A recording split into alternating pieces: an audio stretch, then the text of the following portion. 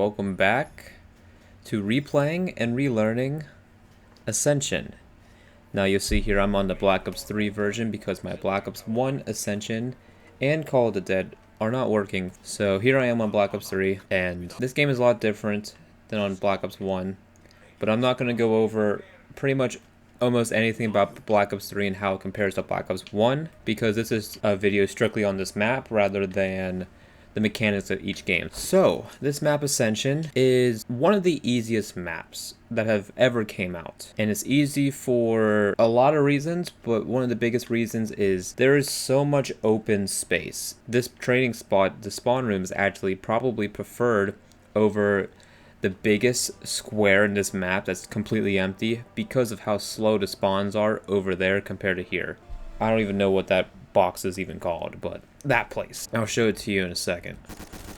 As you can probably see that the colors are pretty washed out, and that's how this map is at the beginning. You spawn in almost black and white. In Black Ops 1 you'll definitely notice it more than you do in this game because you're able to see some like blues, some reds. In Black Ops 1, you only see black and white until you turn on the power, and then it restores your color. Opening up Pack-a-Punch is pretty simple, because all you have to do is ride 3 of these lunar landers that are around the map, and then after that, you have to go activate like just a small little switch that's near power, and then that's pretty much all you gotta do.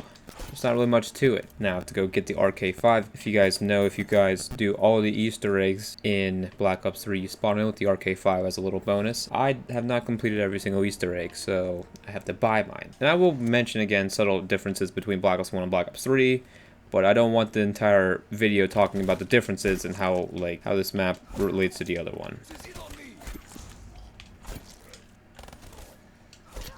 Boom. On this map you have a different type of special rounds, kind of similar to 5, where you have the Pentagon Thief that steals your guns, but instead you got the monkey people of some sort. I forget, they're space monkeys that steal your perks. You got the Wonder Fizz. This is, I don't know where it was first introduced, but it's here in Black Ops 3, and the big box training area is right here. Like, it's just a giant box with a small little console, which is one of the 3 lunar landers you have to ride around. And this makes up a decent amount of space where you're able to train here. So this is what makes this map really easy. And especially on Black Ops 3, because you have alternate ammo types in this game, so it makes it infinitely easier.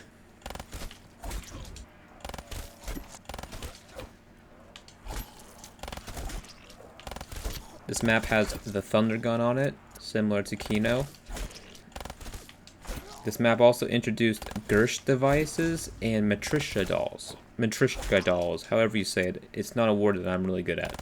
Gersh devices are essentially just Apothecan's servant shots. They just summon a black hole where all the zombies get lured into, and you're able to jump in, and it takes you to a random part of the map. Matryoshka dolls are kind of like infinite grenades. That you like pop them out, and then one grenade turns into like 2, then turns into 4. It's not too crazy.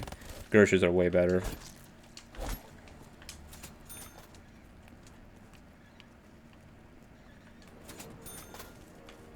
So here's power, turn on power, and this is the console you have to activate once you turn it on. All 3 lunar landers. Box is also here, always is at the beginning. We got KRM. KRM is a really good shotgun in this game. I'm just going to try to get the Thunder Gun and a good weapon, which this one is. Ooh, we got Dingo. Dingo, Dingo, Dongo. Alright, I don't think I need to get any more stuff from the box at the moment. I'm going to go and get some perks. I'm going to take one of the lunar landers now. I'm going to call it in.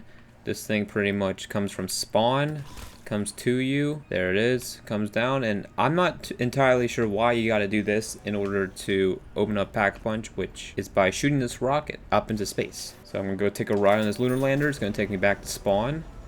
And yeah, we have to do this 2 other times in 2 other places, and then this rocket will be shot into space, and then Pack-a-Punch is right underneath the rocket. It's crazy that I just got done playing 5 in my last episode, and now I'm here playing Ascension, which is, you go from one of the hardest maps of all time to one of the easiest maps of all time. And especially on this game, in Black Ops 3, it's a lot easier. Also, I should mention, I'm not running any Gobblegums like you can see here. They're literally pointless. And I'll explain more about Gobblegums once I get to Shadows of Evil. Shadows of Evil is going to be like a big, like, me explaining Black Ops 3 to someone who might not know, like some of my friends who might watch this. There's going to be a lot of information in Shadows of Evil for sure. It's going to be a long one.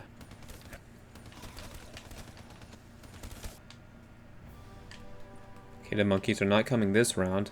Oh yeah, this map also introduced a fire trap, which is similar to what Kino's is, but instead of a circle, it just blocks an entire alleyway, pretty much. Yeah, right here. So no matter what zombie crosses this line, they're just gonna get smoked. Heading my way to the second lunar lander that I get to activate.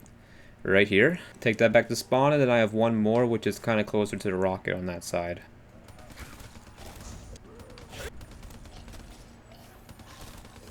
Alright, here I go. Oh.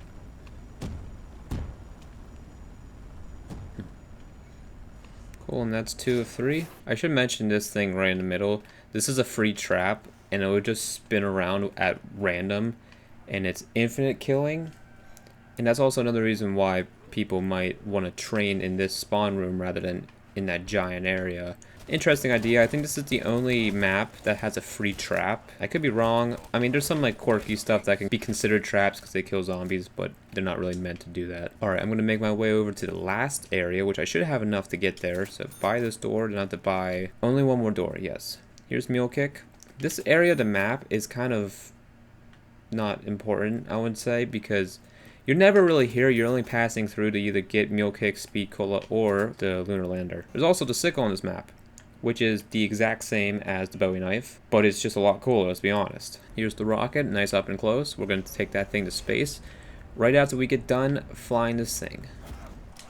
Alright, here we go. This map is very stormy. For some reason, I never noticed that. And that's the third one done. We're going to make our way back to power, activate that switch that I mentioned, and send this rocket to space. If you have something like the ray gun or the Mark II, you are able to destroy the rocket once it gets launched, and in reward for doing that, you get a double points. I'm going to get to a better area so where you guys can see this rocket launch. And there it goes. This door right here will open up, and that's where Pack-a-Punch is, by the way, but there it goes. I don't have strong enough weapons to kill it, I don't think. Kill it, just damage it. Yeah, whatever. So this door opens up now, and Pack-a-Punch is right there. Pretty simple, not too hard. But then again, we're still in the very early stages of COD Zombies. I don't even know what episode I'm on. 4, 5, 6. This is only the 7th map that's ever came out. And it's kind of weird to look back at it like that, because you have all of World at War, that's all pretty simple, nothing crazy. 5 is pretty unique, but that could just be me. I feel like they did a lot of things with this map that started to expand Call of Duty Zombies. I will also mention Widow's Wine. Widow's Wine is a Black Ops 3 exclusive perk. It's the second best perk in the game, by far. Like, you almost always want to run Jug and Widow's Wine. Widow's Wine has 2 different abilities. You get a stronger knife, and then the second ability, which is a lot better than just simply upgrading the knife, is that it turns your regular grenades into sticky grenades, which doesn't sound that cool at all, to be honest. Until you realize whenever you get hit by a zombie and you have sticky grenades on you, they'll kind of do this, like, it'll kind of freeze all of the zombies around you in webs for like 15 seconds or so, and they can't really hit you. Every zombie who's webbed... Oh, here's this. Here's the monkey rounds. Protect Jug before it's too late. Ooh. Did I just see a shadow go up there? Swear to God. No, we're alright. If you kill all these monkeys before they touch any of your perks that you have on you, you get a free perk. Now here's this trap that's going to go off. If I haven't showed it yet. That thing moves fast. Interesting trap. For some reason I thought these were like seats. So I thought this was like a carnival ride whenever I first played the game for some reason, which would be absurd. Where you just sit in here and you just spin. Hopefully our free perk is double tap. Stamina, I'll definitely take that. Anyways, what I was saying about Widow's Wine, I'm going to have to purchase it right now. I'll just show you. Explaining it's kind of difficult to really say it perfectly, so I'm going to get a horde trained up, let myself get hit. You'll see I have 4 sticky grenades now, or Semtexes in the multiplayer. These are literally the same thing. I have a decent horde now, so once I get hit, all the zombies around me kind of freeze somewhat. They just get significantly slowed down, and then you're able to kill them. And they sometimes drop this spider drop right here, which I didn't pick up. But if you pick it up, you get one of your Widow's Wine grenades back. Let's see how many knives it takes on round 10. You're able to stun the zombies with the knife. two knife on round 10. That's probably not accurate considering he takes damage whenever he's in the web, so it's probably not a two knife. I'm going to save up for double tap, which for some reason on this map, you can only obtain double tap through the Wonder Fizz. So my guess is that the Wonder Fizz was actually introduced on this map, because I don't see why you wouldn't be able to use double tap on this map.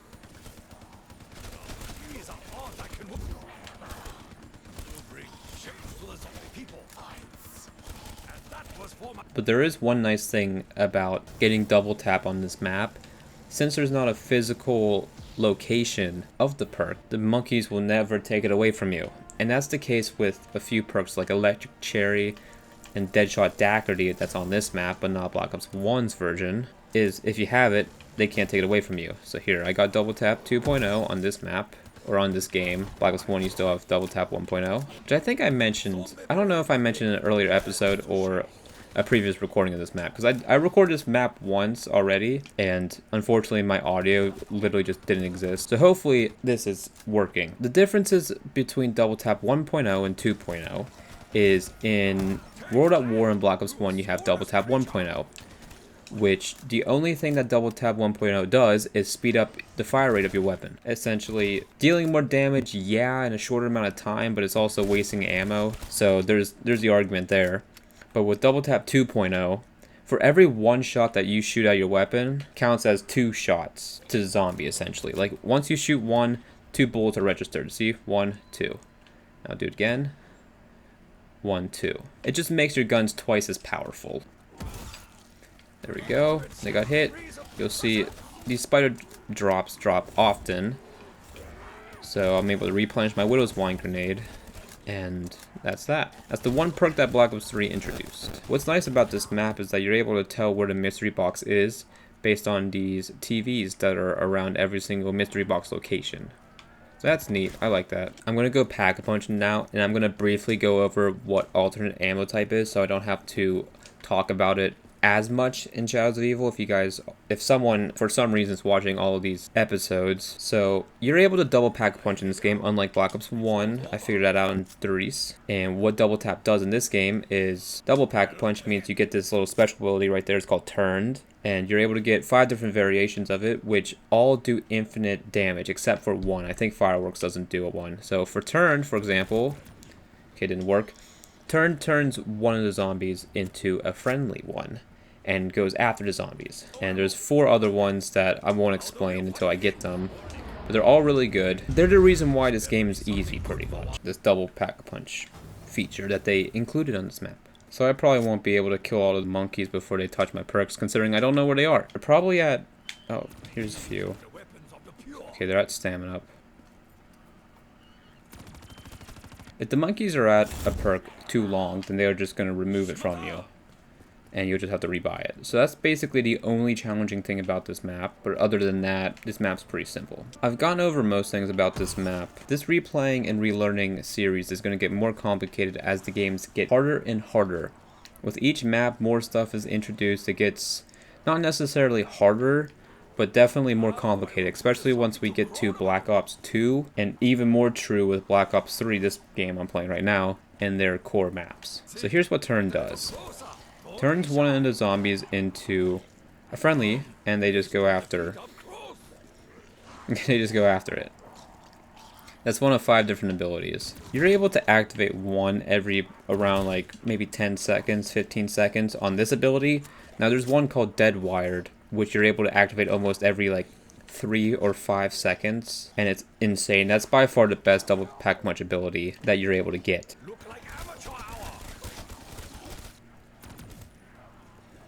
There he goes. I wonder who thought about the idea of a turned zombie. I love that. Ooh, you guy's pretty good. Guy's pretty cracked. That's why this map is easy, because I've almost 700 ammo, and I'm able to kill like 15 zombies per one bullet that came out of my weapon. I also don't need speed cool on this game, because you're able to add attachments to your guns and camos. That's why this gun is pink with a laser sight and other stuff. That's what you're allowed to do in Black Ops 3. So I'm able to add fast mags to every single one of my guns, so I don't really need speed cola for any reason.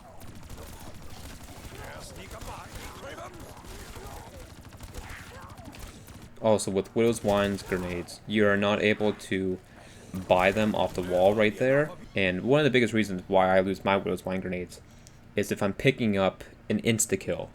Now, if you have an insta-kill with Widow's Wine, it sounds overpowered because once you get hit once, then all the zombies around you who would have gotten affected by that web would just disappear and die. My Widow's Wine's gonna get stolen. If I hold out a Semtex grenade and they take out Widow's Wine, what happens? I'm just gonna wait. Okay, it goes straight into this one. Interesting.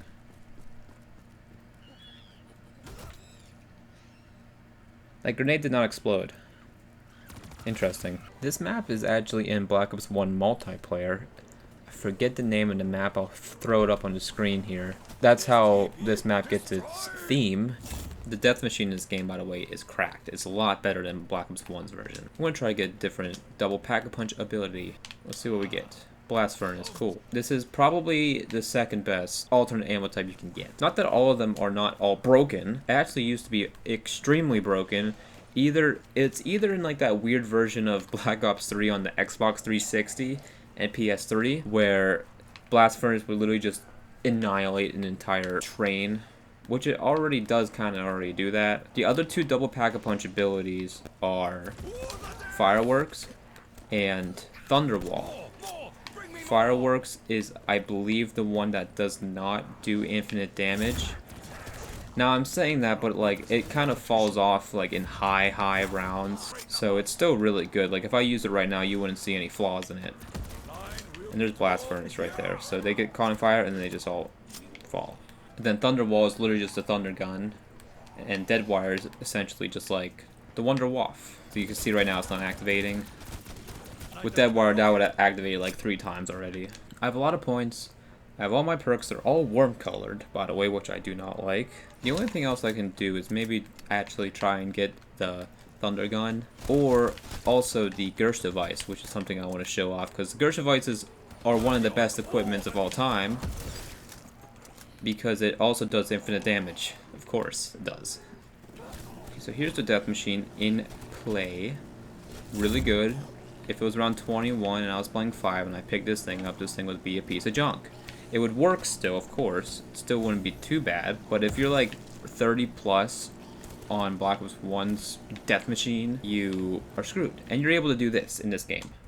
Get rid of it. You're able to press the Y or whatever key or whatever the controller, PlayStation controller one is, to just get rid of it, switch weapons, and you'll never see it again. Super simple concept. Alright, I'm talking too much about Black Ops 3 versus Black Ops 1. I'm going to focus on the map. Ascension did introduce Stamina Up, which is my second perk on the bottom left. I'm able to run faster because of it. And it was first introduced on this map. I don't know if there's any other perk that... Oh, yeah. The other perk that this map introduced is in the same places where Widow's Wine is, but in Black Ops 1's Ascension, it's PhD Flopper. Now, PhD Flopper on paper sounds weird. You dolphin dive, or... in this game, you actually slide, you don't dolphin dive, which is your fastest way of movement in this game, by the way. Whenever you dolphin dive from a specific height, you create a giant explosion radius around you. That's one of the 2 effects that it does. And the other one is that it gives you complete tolerance of self-explosive weapons, like any rocket launcher, the China Lake, the grenade launcher on the M16, and also being the Mustang and Sally, which is your M1911, your Colt, your whatever, upgraded. And that's the reason why PhD Flopper is used so much. Because if someone's just reading what this perk does, no one would really think that anyone uses it, or anyone wants it to come back in Black Ops 2. Because in Black Ops 2, they teased the life out of PhD Flopper on Die Rise and in Mob of the Dead. For some reason, the community absolutely loves this perk, mainly just because you're able to use the upgraded starting pistol, and you're able just to absolutely obliterate the zombies, because the Mustang and the Sallies were really good. But as you can see, this map is so easy. Like on 5, I didn't even hit, I think I hit around 20 and then I died. And I was struggling. And on this map, I just blinked and here I am. These guys do get kind of tough. Like, they just get a lot of... They're very small, but they're bullet sponges on later rounds. Like, the Mark II is on this map. And I'll get to that gun whenever I get to it on Black Ops 2. The Mark II is like one of the only things that you're actually able to kill these monkeys on late rounds, except for the Thunder Gun, because for some reason the Thunder Gun requires 2 shots to kill these joints. They are at stamina. Okay, so that's done. They're definitely probably heading towards Widow's Wine, if I had to guess. Oh. Yeah, I think there's one at Widow's Wine. Could be one in Jug, because I did leave that pretty early. Yes, they're at Jug. So again, if they're on the perk a little bit too long, then as you can see, they take it away from me. Also, what's funny about these monkeys, if you throw grenades at them, they'll throw grenades right back at you, which is kind of funny. I have $40,000. Oh boy. What am I supposed to do? I need to spin the box. I need to get something. What happened to you? I didn't even see you, bro. What? Dude, how did you even get in that position? How did you get in that position? There's a lot of just weird small stuff that no one looks at but me. And I'm just like, wow, that's interesting. Also, you'll realize right now I am completely out of Widow's Wine grenades. I could get that drop, but there's a lot of zombies there. So I'm going to have to play a little bit smart, because once I get hit, I actually get hit. I don't get any more protection for the rest of this round, or unless I get a max ammo. 360 degrees of putrescence. And there, okay, well, here's the max ammo, so it doesn't matter. This LMG that I'm using is one of the best LMGs that has ever been in Call of Duty Zombies. It's super good. It's super lightweight for it being an LMG. It has a ton of ammo, like an LMG. And it's pretty versatile. Like, you know, I'm able to slide. I feel pretty fast. Like in this game, weight of the guns don't really matter. Everything's pretty quick. But in Black Ops 1, if you're training with an LMG, you are slow. Especially in World at War, you notice it the most. I know at the beginning I was saying I'm not going to try and compare Black Ops 1 to Black Ops 3, but more on Ascension. But since I've ran out of things to talk about with Ascension, because, well, this map's pretty simple, like all the early ones. There's no issues with simple maps. It's easy to understand. I think what I'm going to do at the end of this series is create a tier list in terms of, like, what's my favorite, what's my least favorite, why. This is more of a series of explaining the maps to maybe someone who might not completely understand all these maps, or some of them also. Most of the people watching this are my friends, so hello. How's it going? And I want to talk to them about basically this game. I don't know, it's just a fun thing I do.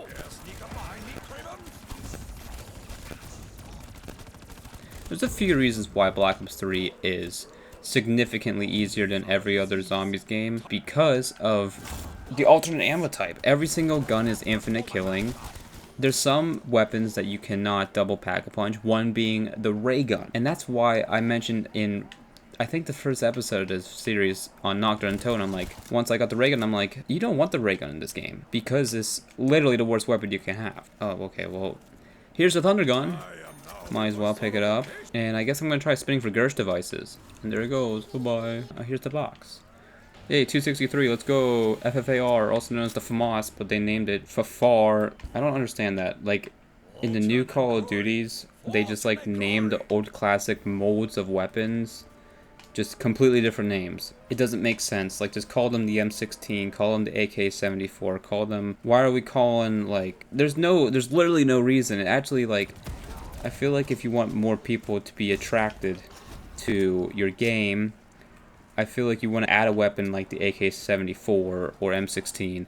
Call it that. Don't call it the Shavanoman or something ridiculous. It's just the AK. Everyone's going to call it the AK. No one's going to call it the Shavananam. No matter how hard I try to convince you that the AK-74 is called any name, no one's going to call it that name. So don't even try. Don't waste your resources. It's kind of how the KN in this game. There's slight differences between the KN and the AK-74, which makes sense. Like, they're not the complete same. They're similar, but they're not the same. And I can understand, like, okay, you know, it's similar to AK-74, but it's not, so it has a different name. That's fine. But if you're pretty much, you know, if people can recognize it, like, most people can recognize that it's an AK-74, then it should just be called AK-74. Now, there's the floating weirdness. What is that? Okay, it's gone again. The Thunder Gun in this game actually gives you drops. See, look. Boom. Called it. Okay, so you saw the... If I can, like, show you, that was what the Gersh device looks like. It's like that yellow thing that was in the box. You also saw the Matriciodals that just look like a pink circle. Wow, I was actually able to kill all the monkeys before they even touched anything. That's hard to do. Let's see what we get. Sweet cola. Sweet cola speeds up your life. Also, for some reason, this, I forget what this is, but if you throw a Gersh device at it, it just sucks it in. It's for the Easter egg, but it does make sense. It probably makes sense somehow. So I can tell, okay, see, I was able to use the television and see what a box is. The box is kind of by mule kick, which is a very tricky spot to hit the box. I would actually be able to last till like round 50 if I wanted to. However, I just don't think I will, so this might be, okay, here's the little floating thing again. Yeah, that's just, I don't know what that is. So this is probably going to be an instance of where I just end pretty early, like pretty soon. Because I kind of covered everything I wanted to. There's not really anything else that I can think of. I know this video is probably like a more boring one because on Black Ops 3 there's not as many weird stuff that could happen, unlike Black Ops 1 or World at War. There's more randomness that happens with the zombies, and I get to make fun of them. And that's probably the most entertaining part about this series, especially for someone who already knows all the information I'm spieling out. Here's what the fire trap does. There's 2 of them on the map. Pretty self-explanatory, really. This is the first map that actually introduced a proper Easter egg. But the Easter egg can only be done... Man, this trap's still going, bro? Jeez. You wild. Okay. But yeah, this map first introduced the first ever Easter egg. However, it can only be done by 4 players. And I have never done it. Nope. I'm not a big Easter egg guy anyways. I just play the game. Train, get to a high round, do some weird challenges. Do I consider myself a zombie YouTuber? I guess. It's probably gonna be the main game that I post on this channel. I'll play different stuff, of course. I am not strictly a zombies YouTuber. I don't think you can be in 2023, really. There's not really much else to do other than custom zombies, which I think I might give a try in the future. I want to play a few different games on my gaming channel, some old, some new, but at the moment this is the main game that I play, COD Zombies. Holy crap.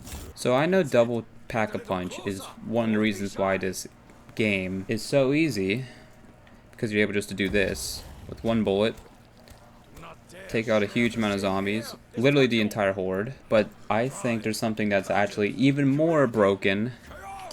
That's funny, Sale, I didn't even know. That's kind of cool, I never noticed that. Oh, it's red. That one thing that I think that's actually probably more broken than double pack-a-punch is, of course, Gobblegum. Gobblegum is ridiculous, to say the least. You can pretty much do anything you want. You can skip rounds, you can freeze zombies, you can be teleported anywhere on the map. Everything's free. Get all the perks on the map. Open up everything for complete cheap. Get every single drop in the game. You can do anything with Gobblegums in this game. It's absurd. Cool, we made it to round 30. We're 10 kills away from 1,000 kills, bro. How gnarly. Yeah, I think I'm just gonna play this last round out. Round 30. Be done with this map. I've covered everything I wanted to on this map. I'm not forgetting anything but the Gersh devices, but I will be able to get the Gersh device hopefully on Moon. Also, this game has some pretty good movement. Like, you're able to like backslide, which is what I like to do. You have to start forward sliding, then turn back, and then just continue sliding. Let's spin the Gobblegum. Let's see what we get. We have a bunch of trash. Let's see what we get. Now you see me. Great. A Gobblegum to where all the zombies come to me. All the zombies chase me for 10 seconds. As you can see, this Gobblegum is... See, like, look at that. This Gobblegum's pretty, you know, useless. No, but this Now You See Me Gobblegum is for, obviously, co-op, because if someone's wanting to hit the box, or if someone's just trying to do something, build the staff in Origins, you pop this guy, the zombie will come to you, and they get to do whatever they need to do. Solo, it's absolutely useless. It's actually a hindrance because it just makes your screen warped. This is how I get 90 FOV on console right here. Oh, it's gone. Yeah, but this game is very easy, as you can see. And there's 30 done. So on Black Ops 4, I've made it to around 30, but in every other game, I made it to 31. That's all I have for you guys. I'm gonna actually call this guy before I leave, because you're able to call the lunar lander to your position if you're at one of those 3 consoles I've previously mentioned, and spawn if you want it there. Yeah, this training spot makes this map super simple. And yeah, that's Ascension. Thank you guys for watching the 7th episode, I believe, of replaying and relearning every map from World at War to Revelations. And I'll see you guys in the next one. Take care.